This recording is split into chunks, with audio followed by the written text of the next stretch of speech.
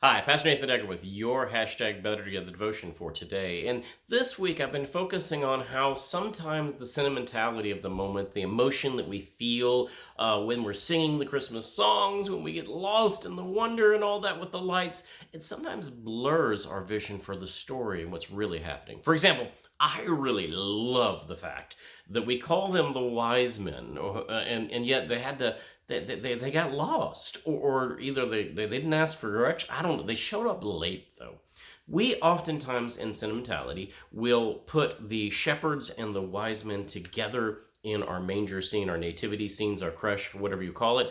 And what we will do is we're merging together these two stories, the story of Luke's gospel, which is emphasizing the poor, and the story of Matthew's gospel, which is emphasizing the Gentiles, the outsiders, and honestly, those in power.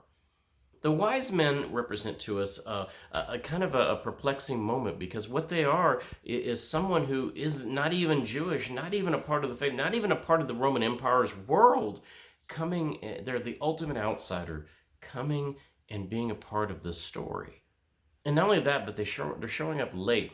By the way that the story reads, Jesus may be 2 years old or less, and there's no nativity at this point. They're in a house.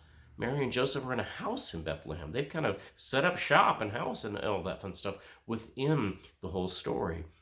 It is the Magi, however, who provide us with the glimpse at the bloodthirsty Herod king and all that goes on there. It is the Magi who offer us also a glimpse into Jesus' life through the gifts that they give.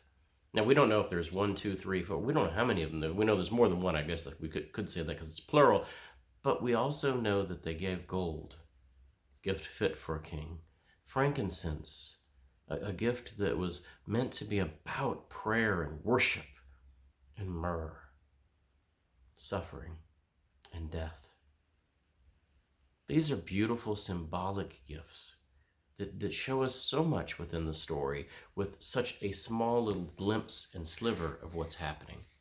Would that we would all take a moment to understand a little bit more about what's happening in the story, rather than focusing on the Orient or focusing on the names that we have in mythology given to these, or even the story of the fourth wise man who really was late and showed up only at the cross much later on in life. There's all these other stories we add to this that actually take away from what is the story here.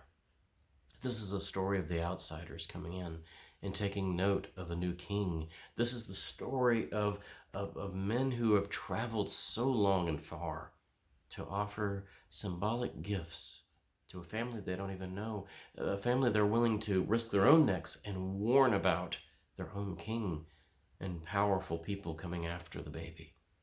This is a powerful, powerful story that sometimes we lose when we focus too much on the star.